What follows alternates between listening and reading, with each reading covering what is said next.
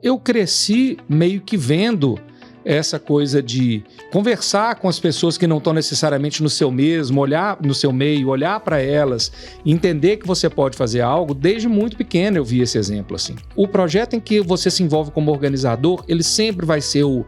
Não estou dizendo que é o melhor livro, não estou dizendo que é a melhor história, não estou dizendo que o resultado final foi melhor, mas o processo para a gente é uma coisa fora do normal, né? Eu sempre acreditei que livro é visita. Livro não é para morar na sua casa. Porque senão ele vai ficar no quartinho, sozinho lá e tal. Livro é visita, ele passa na sua casa, ele alegra seu dia, vocês trocam histórias. Livro é um amigo que foi lá bater um papo com você, mas, bicho, tá na hora de eu dormir, vai alegrar a sua família, amanhã você vai alegrar outro amigo. Territórios sociais. Territórios sociais. Olá, eu sou Robson Santo em mais um Territórios Sociais, o podcast do Terceiro Setor. Hoje temos a presença do Maurilo Andrés, ele que é escritor, autor de livros infantis, publicitário e idealizador dos projetos Autores do Futuro e Biblioteca Solidária. Seja muito bem-vindo, Maurilo. Obrigado, Robson. Prazer. E, claro, a presença da minha amiga Patrícia Bragança. Obrigada, Robson. Seja bem-vindo, Maurilo. Obrigado, Patrícia. Para a gente começar esse bate-papo, Maurilo, eu queria conhecer um pouco mais. Quem que é o Maurilo, além desse currículo vasto, e como que você se descreve como pessoa e como que essa sua trajetória profissional te leva para essas ações de impacto, te leva ao terceiro setor? Como é que tudo começou? Bom, eu sou nascido em Ipatinga e sou filho de um cara muito diferente, assim. Meu pai sempre foi um cara muito diferente. Meu pai foi o primeiro engenheiro aí de bicicleta para a usina. E tomou chamada dos chefes dele, dizendo, pô, mas o engenheiro não pode ir de bicicleta. E ele tinha um hábito de, todo final de semana, ele ia fazer mágica em asilos e em creches. E aí a gente ia com ele para ver as mágicas e tal. E também ele começou a chegar no final do ano e ia falar, olha, vocês têm um baú de brinquedos, 3 irmãos aí, tira o que vocês não brincam mais e vamos doar. Então a gente ia doar. Então eu cresci meio que vendo essa coisa de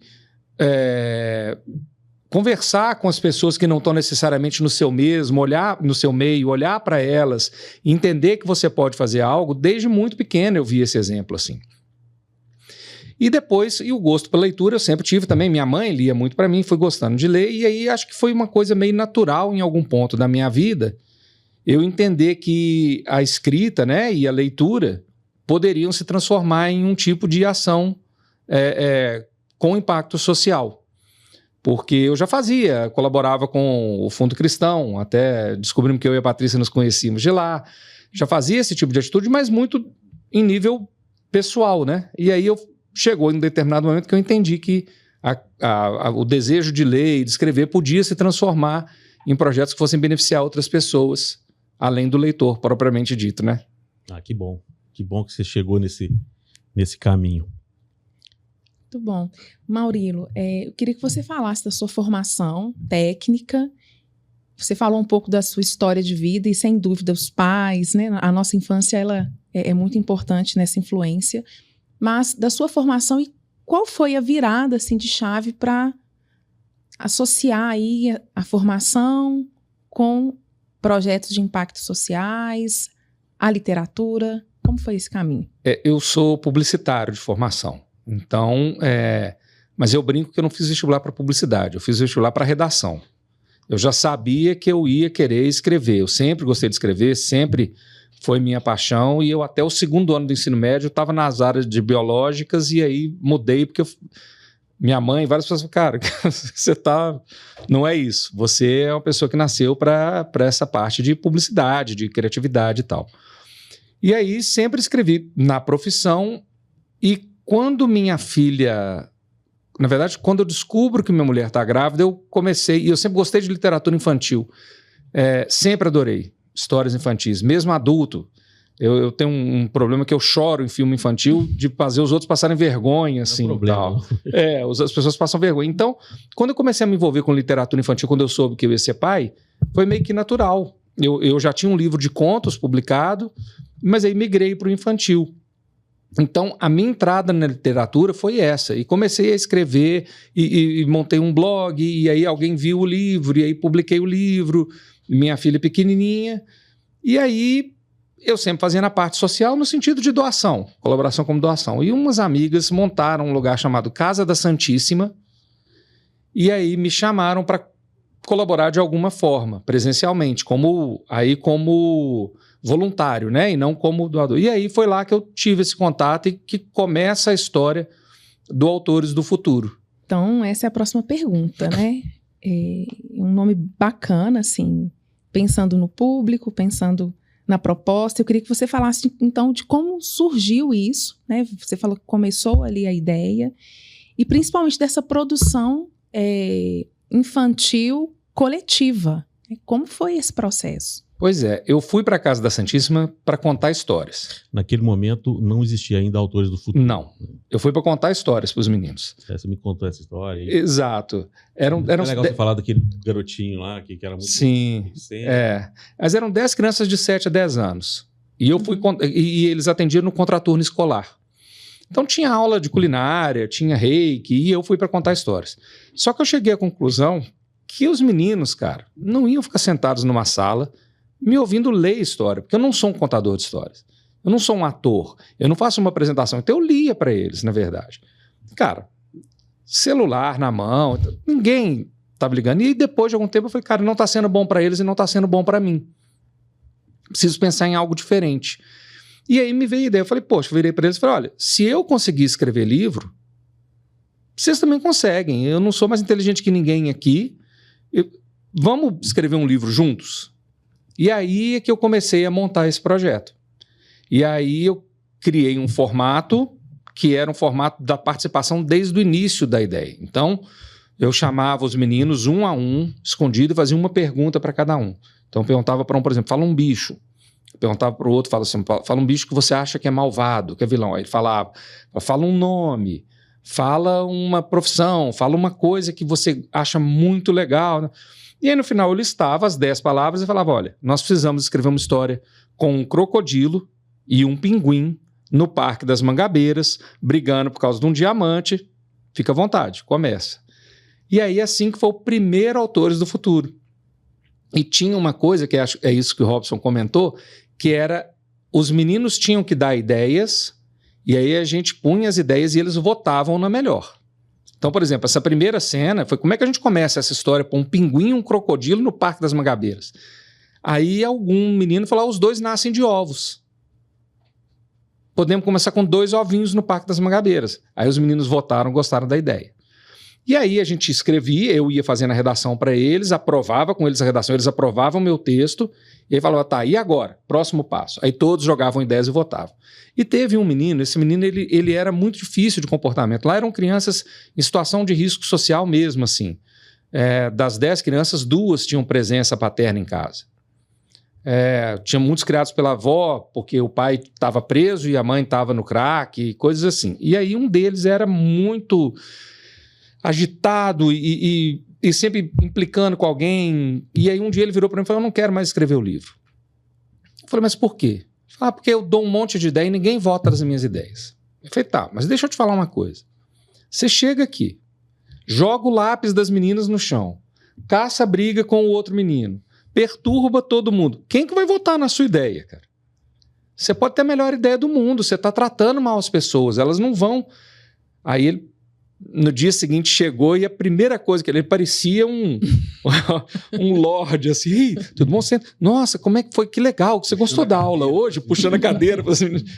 E aí teve uma ideia dele aprovada e aí que foi muito legal, porque na hora de autografar o livro, que é uma etapa futura do processo, ele não assinava na capa ou na contracapa do livro, ele assinava na página onde estava a ideia dele e falava para todo mundo, essa ideia aqui foi minha.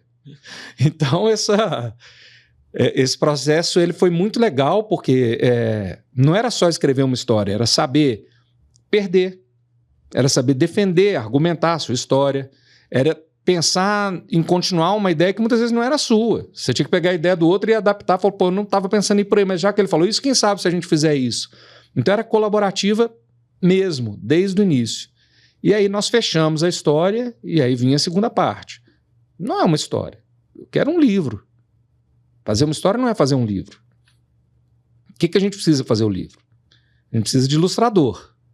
Aí que eu falei, pô, não tem como eu pedir para um ilustrador fazer 20 ilustras de favor pra gente.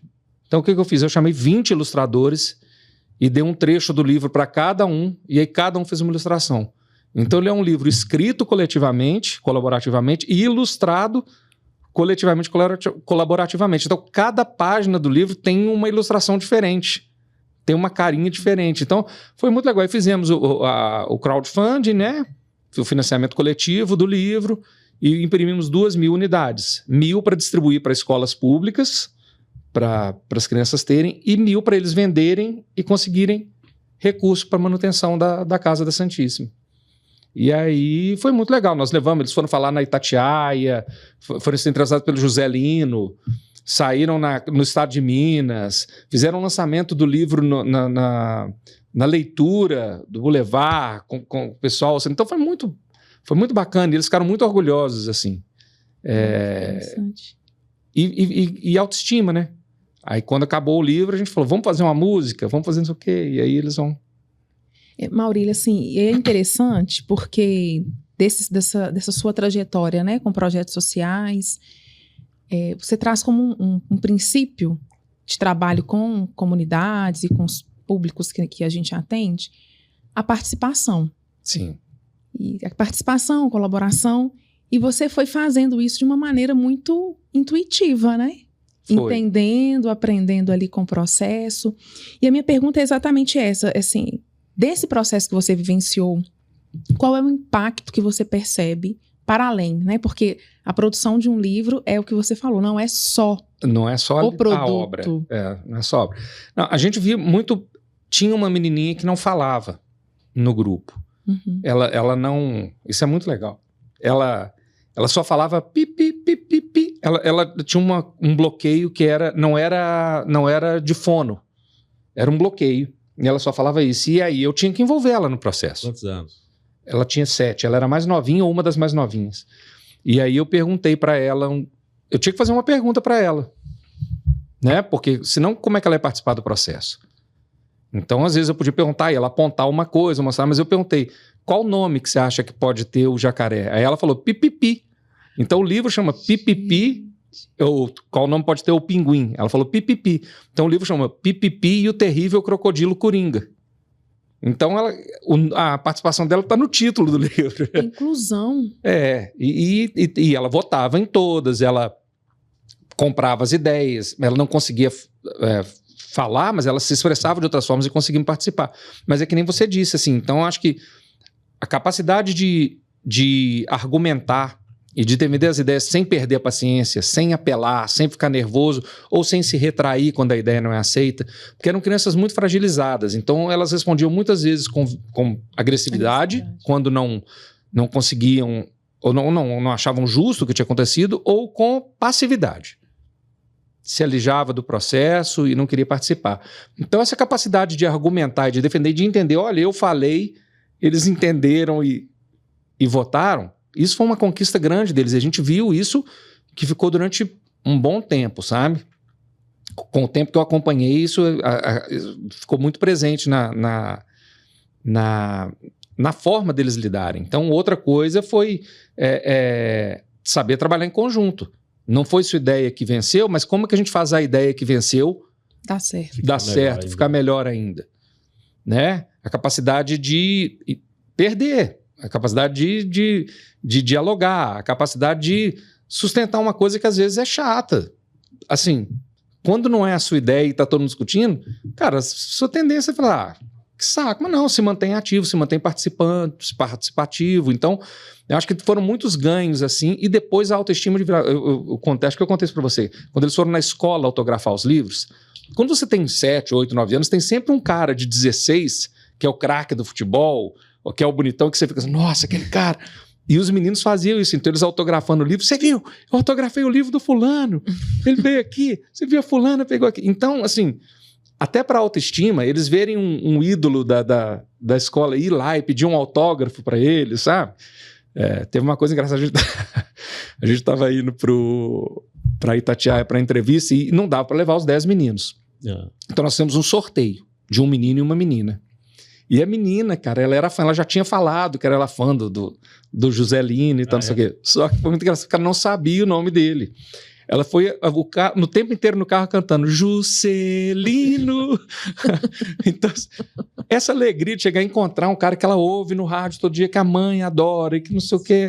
Essas coisas eu acho que são ganhos que eles levam por muito tempo, sabe?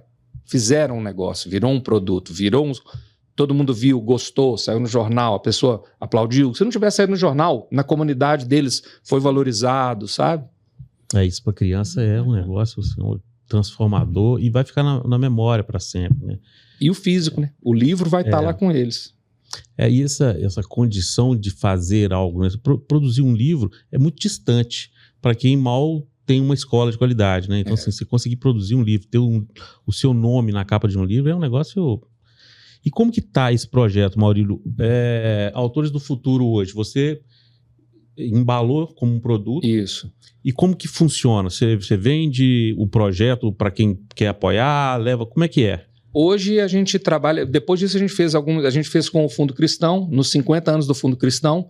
Então vieram alguns formadores do Fundo Cristão, nós fizemos um treinamento com eles sobre como que era o processo.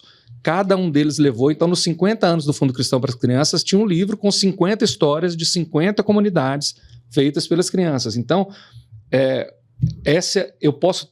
um projeto que eu posso tanto fazer como eu sendo o coordenador e orientador, mediador, e sentar, né? Mediador e fazer com as crianças, quanto eu posso simplesmente formar os multiplicadores e acompanhar o processo remotamente, porque eram 50 cidades, tinha cidade no Piauí. Eu não tinha... Para o Fundo Cristão seria inviável pagar passagem para mim para 50 cidades, tá? E para mim seria inviável. Então, assim, a gente pode fazer dessa forma. Em Santa Rita do Sapucaí a gente fez híbrido. Então eu fui, treinei os professores, voltei uma vez, fiz um encontro com as crianças do CRAS, pensamos num formato diferente lá. Foi um projeto junto com outro projeto social, que era da Soli, que era uma boneca. Então, ele é um projeto que a gente consegue fazer ele numa empresa para virar um brinde ou para fazer uma ação de voluntariado. Conseguimos fazer numa instituição, numa organização social, porque ele vira geração de renda também, porque esse livro vira um produto a ser comercializado, né? Podemos fazer presencial, remoto. Então, o legal é que ele é muito flexível. As coisas que eu não abro mão de usar a metodologia, então eu preciso treinar as pessoas, e a redação final, porque o fato de ser autor de livro infantil traz para a gente um olhar diferente do que pode melhorar no texto. Eu não mudo a história, mas às vezes uma construção... E outra, eu aprovo tudo com eles, tá? Eu mexo no texto, mas tem a aprovação dele. Não gostei do que você fez aqui, beleza, volta pro anterior. Vamos fazer de novo. Vamos fazer de novo. Respeito, né? A autoria. E tanto que eu sou um organizador. Eu não sou o autor desses livros. Autores são eles. Até a pergunta, assim, na prática, queria que você falasse um pouco desse processo de criação. Você falou um pouco, mas assim, de como funcionam essas etapas, quais são os desafios e surpresas que aparecem no meio do caminho, que sem dúvidas são muitas. As etapas a primeira etapa é essa, é a etapa de vamos fazer o projeto, por exemplo, eu já fiz projeto com temática, então nós precisamos fazer um projeto tinha um que era sobre autismo. Então isso, na minha proposta inicial para as crianças, já olha, a gente tem uma criança autista e aí a gente precisa desses elementos e desses elementos. E aí eu sempre pergunto para cada um, por quê? Porque essa é a garantia que cada um contribuiu de forma única para o livro. Se nenhuma das ideias dele, das contribuições dele for aprovada pelos outros, ele tem uma ideia que ela está no livro de qualquer forma, porque ela é ponto de princípio do livro. Então isso não tem como abrir mão. A pessoa deu o lugar do livro, que seja o lugar da história, pronto, ela já está no livro, porque o lugar da história foi ela que deu. Então essa é a primeira forma de garantir o envolvimento de todo mundo. Definidos esses tópicos, que depende da quantidade de crianças, então na maioria eu tento dividir sempre em turmas de 10 no máximo, eu listo os 10 tópicos e falo, beleza, a partir daqui tá a nossa história. Alguns elementos desses podem não aparecer na história, porque você também não vai forçar um elemento na história. Eles são muito mais um ponto de partida do que um ponto final. Eu não preciso chegar no final com um livro com aqueles 10 elementos. Eles são o ponto de partida. Eu não posso ignorar aquele ponto de partida e fazer um livro sobre fantasmas, sendo que não tinha nada disso ali. E criança adora história de fantasma, de sobrenatural. Então você pode até incluir ele no meio da história daquele universo. Então o processo é esse. E depois a gente vai e faz reuniões periódicas, fecha o texto, eles fecham a ideia, eu escrevo o texto, eles aprovam ou não aprovam, pedem ajuste. Tá ok? Tá. Vamos para outra etapa. Daqui para onde a gente vai? Aí eles jogam ideias, selecionam as melhores ideias, eles mesmos, e aí a gente faz a votação das melhores ideias. Vai ter coisa que é por unanimidade. Uma pessoa deu uma ideia e todo mundo fala, nossa, isso é muito legal, vamos nessa. Vai ter coisa que tem 2. E as surpresas que a gente mais... E aí vai assim até concluir a história, que também são eles que dizem quando concluir. Esse é um processo que pode durar 20 semanas ou que pode durar 4 dias. Eles é que vão saber quando a história terminou. Não sou eu que dou fim na história, né? Eu posso até falar, ó, isso aqui tá legal, acho que a gente podia fechar a partir daqui. E eles podem falar sim ou eles podem falar não. Ainda pode acontecer isso, isso e isso. Um processo livre de criação. Exato. Um processo eu vou criativo. apontando as coisas porque a gente sabe que tem hora que você vai entrar numa porta por onde você não vai sair dela, ou vai ser mais difícil, vai ter que dar uma volta grande. Então eu tento apontar, mas a decisão é deles. E tem muita surpresa de criança que se achava que ela era mais quietinha, mais retraída, e a partir de uma opinião dela que os outros gostam, ela vira outra. Cresce, vira outra. E você tem que fazer esse trabalho de quem você vê uma que ficou mais afastada, ou que não teve uma ideia que gostaram, você chega, se aproxima, conversa, mas aqui, o que aconteceu? O que você não está gostando? Como é que você pode participar? O que você pode trazer para a mesa que você ainda não trouxe? Então eu gosto muito de ser organizador por causa disso. Que você escuta, entende as fragilidades ali. E eu passo isso para todos os formadores quando eu não estou no processo. E eles precisam estar muito atentos a isso. Porque, de novo, o livro é um objeto final desse processo, mas tem um monte de coisa que vem junto dele. Se você só me entregar um livro, eu escrevo. Eu não preciso disso. Para ter um livro, eu mesmo escrevo. O Robson escreve. O livro é a desculpa, né? O livro é a desculpa. Poderia ser uma receita de bolo, poderia ser uma pintura, poderia ser um filme, né? É um livro porque eu sou escritor. É o que eu sei fazer. E uma coisa muito legal também que eu acho que é um discurso que sempre surge. Ah, mas a gente não sabe escrever livro. Fala, você sabia andar? Não. Aí você aprendeu. Você sabia falar? Você aprendeu. Você sabia ler? Você aprendeu. Então, a gente só não sabe fazer o que a gente ainda não fez. A partir do momento que você começou a fazer, pronto. Você sabe fazer. Então, vocês não sabem escrever um livro ainda, porque vocês nunca fizeram. A partir de agora, vocês vão ser autores de um livro. E aí a importância de publicar. É o que eu falei, você vai entrar por uma porta, você tem que saber por onde que você vai sair. Você iniciar um projeto desse e não ter a entrega do produto final é uma frustração para as crianças que é terrível. Então, quando você inicia esse projeto, você já tem que saber como ele vai ser impresso, quem ilustra. Então, por exemplo, em Santa Rita do Sapucaí, a gente fez o projeto e com uma boneca que tinha, que era de um projeto social chamado Soli, que era junto, que a gente estava fazendo junto, a boneca era de retalhos, a gente fez o livro todo só de contorno para os meninos colorirem. Então você entregava o livro para eles, só os contornos e cada um coloria. Então cada livro era diferente, igual a boneca, que cada uma era de retalho. Então você tem que pensar nessas alternativas. Porque se você não entrega o livro, a frustração é enorme. É enorme. Esse processo, ele lembra o processo do Garcia Marques, né? Do como contar um conto, que é colaborativo. É como contar ou como escrever um conto? É como contar escrever um conto, eu acho. Eu não tenho certeza também. Que ele vai... uma ideia, a outra pessoa complementa essa ideia, a outra pessoa complementa. E a criança tem já essa característica de ser mais colaborativa, né? Isso. De ter um ego um pouquinho mais controlado, né? De não ter que ser autoral. E eu acho que isso ajuda muito nesse desenvolvimento do trabalho em equipe, da participação. E hoje, dessas crianças, você tem notícia de alguma delas? Quantos anos elas têm hoje? E quantos autores do futuro já passaram por esse processo? Olha, a gente tem... Se a gente for pensar que foram 50 cidades e que a gente está falando de pelo menos 10 crianças em cada uma, no Fundo Cristão, que a gente teve 10 no primeiro, a gente tem, eu ouso dizer, perto de 600. E eu tenho algum contato por redes sociais com os meninos do primeiro projeto, e é por isso que eu gosto de ser organizador, porque, por exemplo, no Fundo Cristão, como eu não fui às cidades, eu não conhecia as crianças. Eu conheço as falas delas, os trabalhos delas, eu recebi muitos relatos dos formadores que estavam lá, dos multiplicadores que estavam lá, mas eu não tive o contato direto. E a gente fica feliz porque o livro saiu, mas você sente falta, porque é isso de você ter o contato, de você entender a personalidade de cada um, de você olhar e falar, cara, nem eu nem ele sabíamos que ele dava conta de fazer isso aqui. É muito legal. É a riqueza do sabe? processo. E que eu quero dividir com os outros também. Então, se os multiplicadores viveram isso com a turminha deles, tá? Para mim tá ótimo. No Ceará, no Piauí, em Minas, tá ótimo, né? Não quero ser só eu a viver isso. O Fundo Cristão para Criança tem essa característica de explorar a escrita, né? Child Fund, né? Porque hoje, quando eu fiz era Fundo Cristão para Crianças, da é Child nossa época, Fund. E eles exploram muito isso. Eu acho que eu já apadrinhei também, que eu acho que a criança começa a escrever a sua história a partir dessas cartas, né? Isso. E se desenvolve com isso. Da relação com o padrinho. Isso é muito, muito bacana. E assim, para fechar essa parte, porque tem mais perguntas vindo por aí, eu queria saber se tem alguma produção. Eu sei que você fala que todos, mas assim, tem um processo, né, dos autores do futuro, um produto que te marcou assim, pessoalmente, que foi...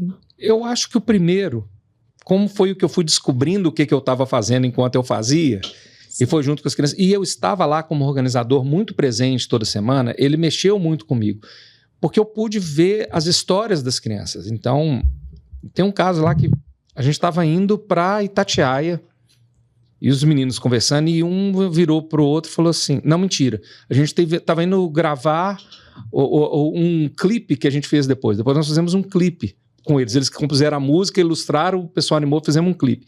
Quando a gente estava indo fazer esse clipe, os meninos conversando, ele falou assim, você viu quem que estava na escada hoje? Eu falei assim, não, fulano de tal. E eu achando uma conversa normal. Aí uma falou assim, eu acho que foi fulano que passou ele. E aí eu fui entender que elas estavam falando que elas tinham visto um cadáver na escadaria da comunidade. E que era a pessoa X conhecida delas que tinha mandado. E era uma conversa como se eu tivesse dito para alguém, sabe quem que eu encontrei no supermercado hoje? O Robson. Então é um impacto muito diferente de você entender para quem você está trabalhando. Porque por mais que seja muito legal eu ver esses outros trabalhos, eu tenho um contato rápido, por isso que eu digo, ser organizador é muito diferente. É muito diferente. Eu não sei a realidade das crianças do Piauí, do Ceará, do Child Fund, que fizeram o texto, eu imagino, mas eu não sei, eu não estava lá, eu não olhei no olho delas, eu não conversei. Ali, era todo dia, era de menino chegar e vir abraçando e pedindo ou sugerindo coisas. Eu falo assim, que pena que aquela minha ideia não entrou, ela não é tão legal, depois vamos fazer outro livro para ter aquela ideia. Então é muito diferente. Então eu acho que o projeto em que você se envolve como organizador, ele sempre vai ser não estou dizendo que é o melhor livro, não estou dizendo que é a melhor história, não estou dizendo que o resultado final foi melhor, mas é o processo para a gente é uma coisa fora do normal, né? Porque por mais que a gente se envolva, a gente vive em Torres de Marfim, né? E ouvir essas coisas e ver essas coisas e entender. E na festa de final de ano do livro, ver os pais e as pessoas da família estarem lá com um ar até de incredulidade. Meu filho escreveu o livro, minha neta que escreveu isso aqui, minha neta que não fala é autora desse livro. Maurilo, isso que você traz é muito marcante, porque é uma realidade, a falta de incentivo, a falta de visão desses pais em relação ao potencial que a criança tem. E, de fato, projetos sociais, esse terceiro que chega, né, na vida dessa criança, seja dentro de um projeto social, ou seja uma professora dentro de uma escola, tem o poder, de fato, de mudar a mentalidade daquela criança e mudar toda uma história, de fato. E realmente isso dói, né, na criança ali, porque ela tem o desejo, mas não tem esse incentivo, porque também vem de uma história de pais que não tiveram o mesmo incentivo, e são esses projetos, esses espaços, esses lugares que de alguma forma contribuem para esse processo de desenvolvimento delas. E que às vezes ela nem sabe que ela tem um desejo. Olha isso. Porque ela não sabe que existe a possibilidade. como ela não sabe que existe a possibilidade, eu falo muito em escola pública. Então, por exemplo, com Ramakrishna, eu falei em várias escolas públicas e tal, e eu falo para as pessoas falam assim, mas você vem, bicho, me chama que eu vou. Eu até falei que você vai para a coisa que eu mais gosto é falar em escola. Eu fui agora adoro. E aí teve uma escola que eu cheguei e que aí os meninos saíram correndo assim, o autor tá de bermuda. O autor na cabeça deles é como se eu fosse assim, um ente. É muito distante. É muito distante. É isso que eu tô dizendo. Ele talvez não tenha passado nem eu quero ser autor, porque não cabia na realidade a possibilidade de ser um autor. Ele via livros como algo que surgiam, né? Igual a gente não sabe de onde que vem muito bem isso. E aí quando vê, fala, o autor tá aqui, ele veio de bermuda, ele tá conversando comigo, ele tá me falando que ele acha que eu consigo escrever um livro. Peraí, eu posso escrever livro? Ninguém me falou que eu podia escrever livro, eu não sabia que eu podia, então eu quero. Mas a literatura sempre foi muito envolvida nesse lugar, né, de ente, né? Academia Brasileira de Letras, os imortais. Galardão. Se tornam imortais. Então, de fato, a literatura, ela sempre foi colocada numa prateleira que as pessoas não se veem alcançando. Principalmente crianças, né, de realidades mais problemáticas, né? Mas restritivas mesmo. A gente vem de uma realidade com muito acesso e aí ok, você pega esse sonho e fala, esse sonho pode ser meu, eu tenho acesso. Para eles está numa outra prateleira, né? Muitas vezes. E a criança já não é muito ouvida, né? Então, assim, passar pela cabeça delas que elas vão contar uma história, elas mesmas vão escrever essa história, é muito distante. Mas é aí quando elas veem que, poxa, é possível fazer, e essas metodologias, acho que eu até já falei com você, que tem em alguns casos do cinema, que tem lembra um pouco essa história, de entregar 3 palavras-chave e a partir daí você desenvolver um roteiro. E a gente sempre fala, poxa, o que é isso? É impossível.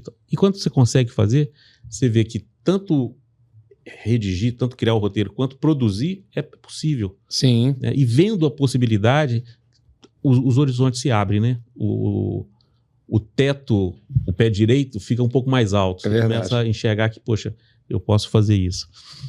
Maurílio, e tem um outro projeto que é a Biblioteca Solidária, né? Queria que você falasse um pouquinho sobre esse trabalho, como é que funciona isso, onde está. A Biblioteca Solidária é o seguinte, eu sempre acreditei que livro é visita.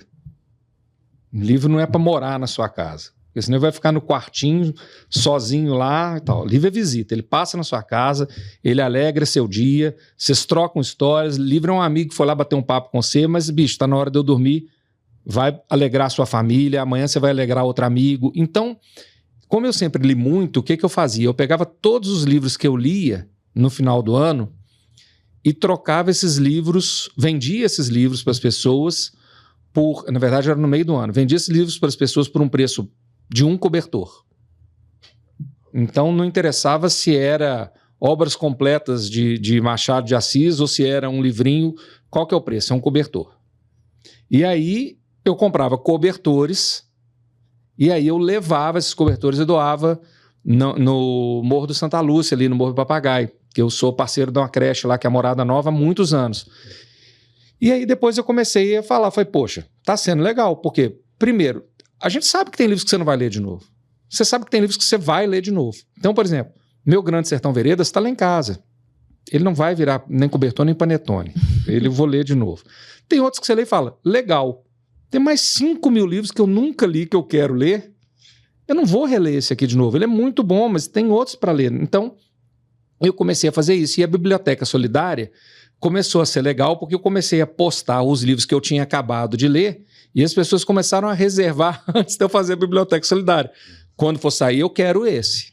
E começaram a falar o seguinte, eu não vou te dar um cobertor por esse livro. Eu vou te dar 3. Vou te dar 5, eu vou te dar... Então chegou uma época... Então eu comecei a fazer 2 vezes por ano. No meio do ano com cobertores e no final do ano com panetones.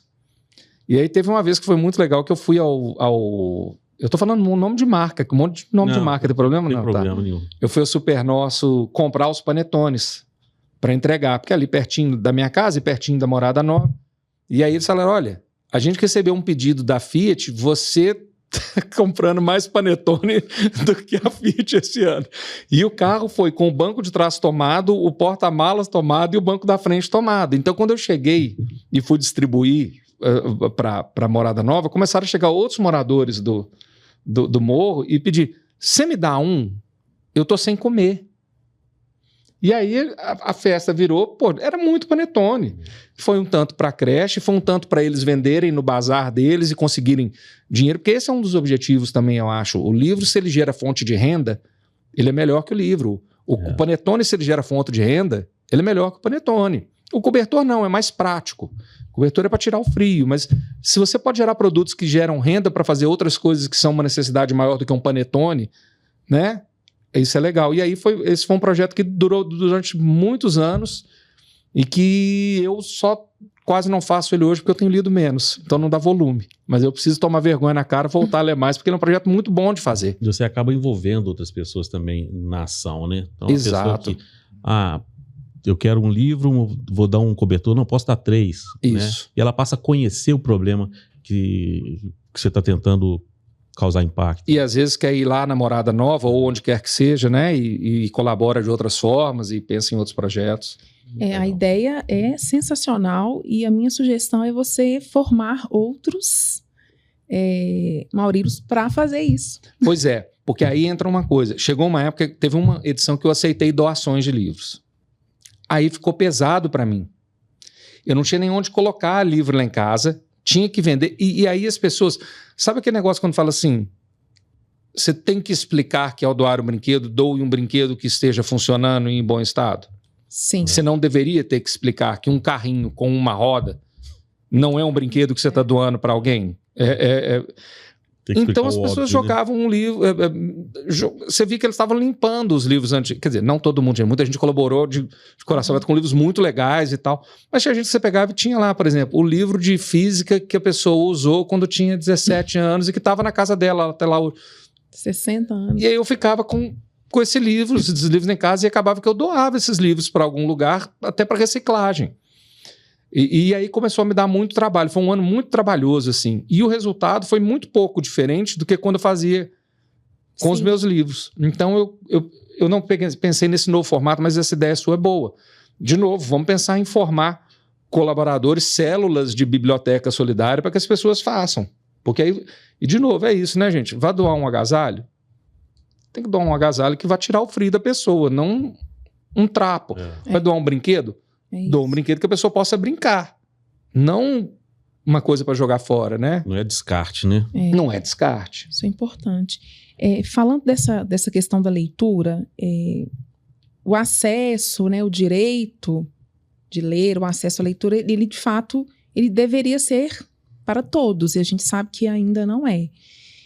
E aí eu queria entender um pouco dessa sua visão em relação a... Ainda, né? Mesmo com... Nós estamos agora na era da tecnologia, todo mundo ali com o WhatsApp escrevendo pouco ou errado, algumas pessoas ainda, né? Já se aventurando e escrevendo de alguma forma, né? A tecnologia te traz isso.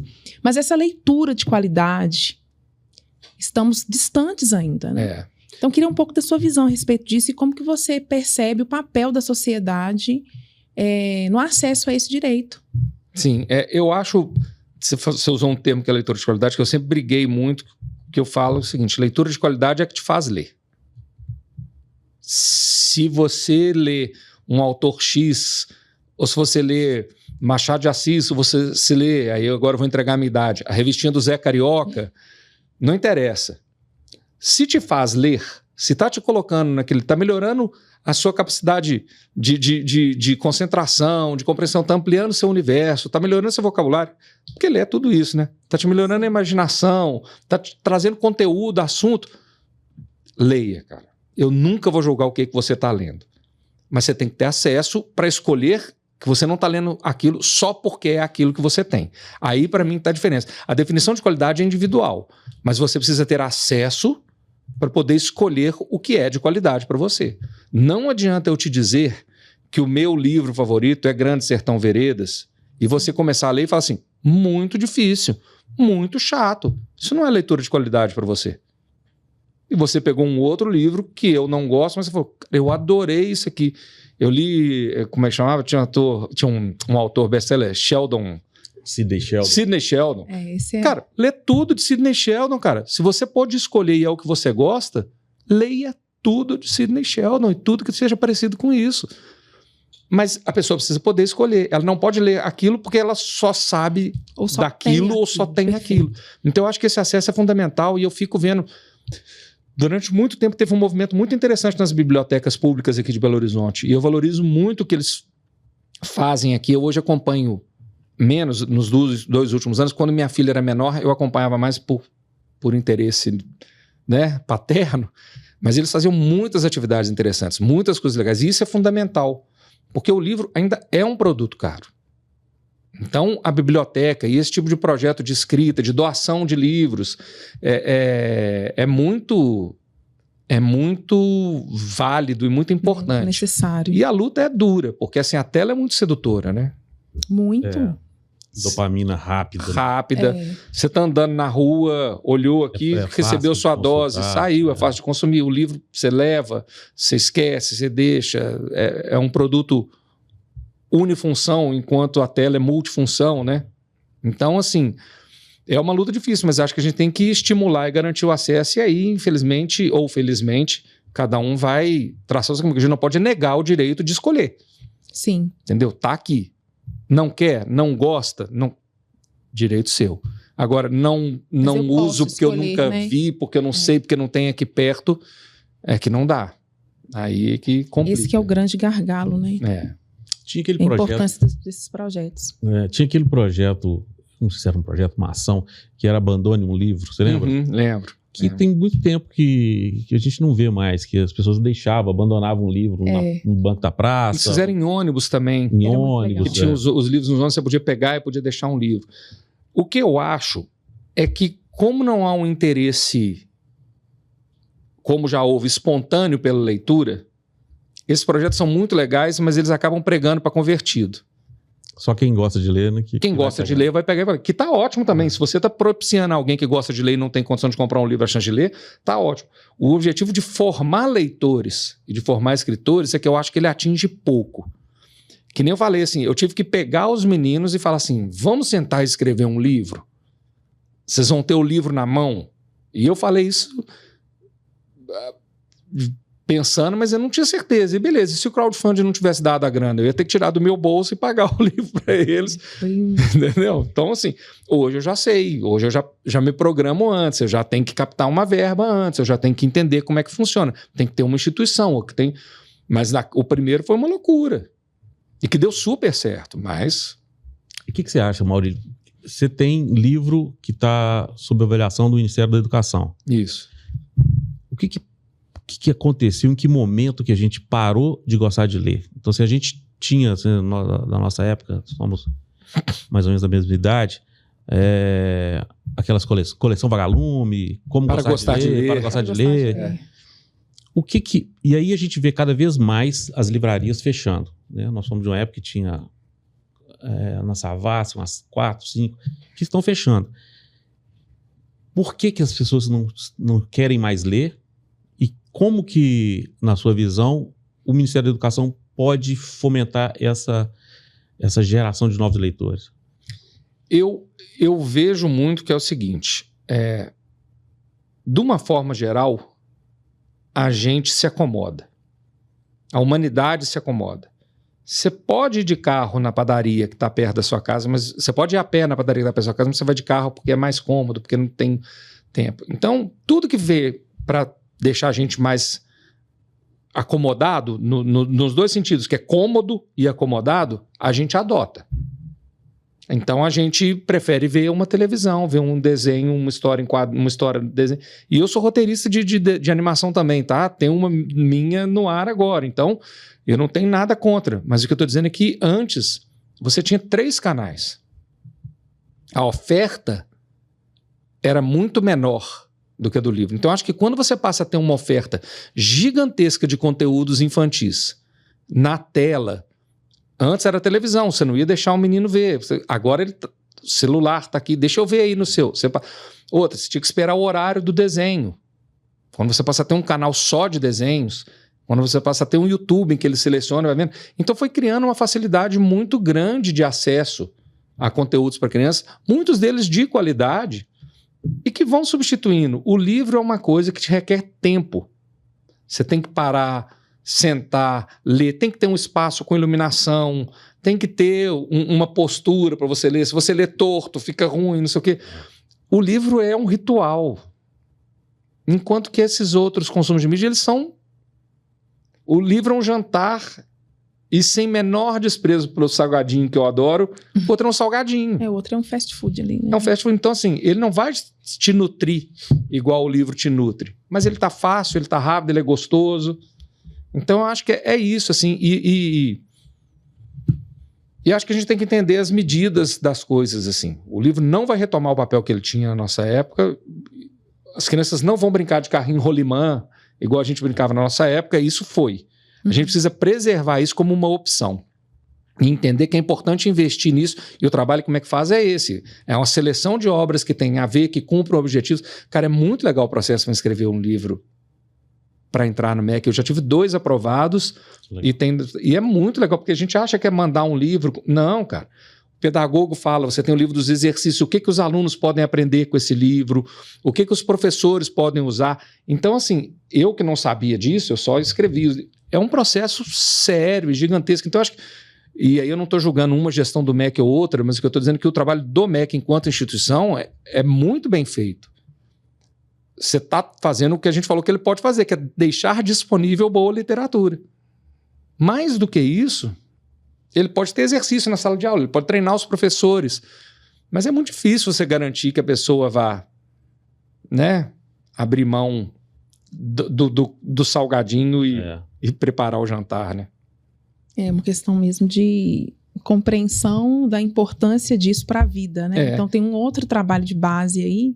E é negócio, cada vez mais as pessoas, os pais e as pessoas que cuidam, estão falando disso, estão investindo nisso, estão dando a importância que a leitura tem, porque se não der, é muito difícil. E essa questão de voltar, né, ao acesso. Eu tenho 2 filhos. Eu tenho um de 12 anos que a tia investiu muito nessa literatura infantil. Então, ele foi uma criança que, com 7 anos de idade, ele tinha uma mini biblioteca dele lá.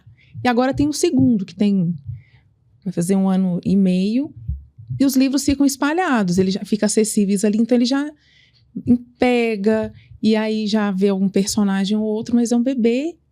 Mas olha a cultura. Então, isso que você está dizendo, essa questão da cultura, do acesso, de ver, de tocar, de sentir. Um menino numa casa sem livros dificilmente vai querer ler. Assim, foi aquilo que eu falei. É um desejo que ele nem sabe que ele pode ter. Ele não sabe que ele pode querer ler porque ele não tem livro em volta dele. Então ele não sabe que é algo, né, faz parte da vida dele. Ele sabe que ele pode querer jogar futebol, que pode ver no celular, enfim, isso tudo tá disponível para ele, nada disso tem problema. Mas o problema é você não dar disponibilidade para as outras coisas que ele não consegue nem criar interesse por aquilo. E aí o trabalho do MEC é essencial. E esse trabalho de pôr os meninos para produzirem, por isso que eu gosto tanto, é essencial, porque ele fala, poxa, é assim que faz um livro. Olha só que legal. Então eu levei para eles as provas de gráfica, as ilustrações eles viram antes e depois de impresso. Não puderam aprovar as ilustrações porque era a favor, né? Mas... na verdade, tinha que ser uma disciplina, né, dentro das escolas, assim. Porque tem algumas, né, as crianças às vezes veem isso de maneira mais rasa, mas imagina, os autores do futuro como disciplina, né? Esse processo me lembra também Cidade de Deus, quando o Fernando Meirelles vai gravar Cidade de Deus, ele e a Kátia Lund, eles fazem uma oficina com 200 meninos não sei se da Cidade de Deus, mas da periferia do Rio de Janeiro. E dali saem os atores, né, que vão fazer o filme. Cara, isso é muito legal, né? Você se vê numa tela. Teve um ator que foi para os Estados Unidos para acompanhar o Oscar. Então, é uma dimensão que o negócio toma que é muito legal. E, de novo, é isso. Hoje você tem um número grande de jovens e crianças, especialmente no Rio de Janeiro, onde está a Globo, por exemplo, buscando curso de ator para poder fazer um programa. E eles já entenderam que essa é uma possibilidade. Antes eles não entendiam que era essa uma possibilidade. Eu acho que até o Cidade de Deus abre uma porta gigantesca para fulano daqui da comunidade conseguiu. Aí você monta uma escolinha de teatro, e você monta um grupo, e aí quando você vai ver aquilo vira uma possibilidade. E a qualidade do filme, que isso me chamou muita atenção, a época que eu vi em 2003, que eu fiquei assim, falei, caraca, um filmaço, gente, é um o filmaço. Brasil conseguiu fazer um filme dessa natureza. Então aquilo para mim foi eu vim até estudar cinema depois por conta desse filme, porque você vê que assim, uma produção nacional com essa qualidade. Então acho que isso é o exemplo mesmo, é o fazer mesmo que vai fazendo com que as pessoas possam ver que é possível. E aí você falou uma coisa que também que é importante, é o seguinte, você fazer um livro e entregar um livro mal impresso, com uma folha de má qualidade, com uma ilustração... A desculpa para não ter uma ilustração profissional é se os próprios alunos fizerem ilustração. Mas se você for ter um ilustrador, tem que ser um ilustrador bom, a capa tem que ser bonita, porque você tem que ter orgulho de mostrar aquilo. Você tem que olha o meu livro, eu fiz, eu escrevi, e que seja para assinar na sua página da sua ideia. Tá ótimo, entendeu? Colocar um marcador de texto, lá. Post-it. E falando desses livros, né, dentro desse contexto, quais livros assim você indicaria para as famílias mesmo, para os educadores começarem um processo de estímulo aí às crianças? Eu não sou pedagogo, né? Então, assim, eu posso indicar como leitor. Como leitor, vamos lá. Então, por exemplo, eu falo os livros que eu lia quando criança, que eu sempre adorei. A Bonequinha Preta. Bonequinha Preta era o livro que eu adorava, entendeu? Assim, o Bonequinho Doce. Marcelo Marmelo Martelo, que eu acho clássico, genial. Eu tô falando, todo livro que eu falo vai ser clássico, porque eu sou um clássico. Eu já tô com 53 anos.